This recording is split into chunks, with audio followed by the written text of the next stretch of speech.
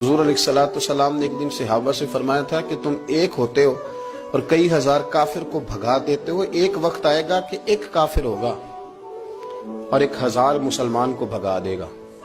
اس بیماری کو خاص توجہ سے سننا اور اس کی وجہ بھی سننا کہ بیماری پھیلتی کیسے ہے، بس اس بات کو کبھی نہ بھولنا، یہ نفع دے گی۔ کہا ایک کافر 1000 مسلمان کو آگے لگا کے بھگائے گا، کیونکہ وہ پاک طیب طاہر دلوں والے لوگ تھے۔ وہ بول پڑے یا رسول اللہ صلی اللہ علیہ وسلم کیوں ایک کافر 1000 مسلمان کو بھگا ڈالے گا؟ کیا وجہ ہوئی، کیا ہو جائے گا؟ 2 جملے میرے نبی کریم نے اور بات ختم کر دی۔ 2 جملے فرمایا تمہیں وہن ہو جائے گا، وہم نہیں وہن، واو ہا نون، تمہیں وہن ہو جائے گا۔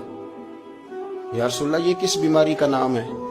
تو اللہ کے رسول علیہ السلام فرمانے لگے اس کا ترجمہ یہ ہے کہ تمہیں دنیا سے پیار ہو جائے گا اور تمہارا مرنے کو دل نہیں کرے گا۔ دنیا سے پیار کرو گے، موت کا لفظ آئے گی تمہیں کراہت آئے گی، کراہت، حالانکہ مرنا پکی بات ہے، لیکن تمہیں جب موت سے کراہت آنے لگے اور زندگی سے پیار ہو جائے پھر کافر تمہیں بھگائیں۔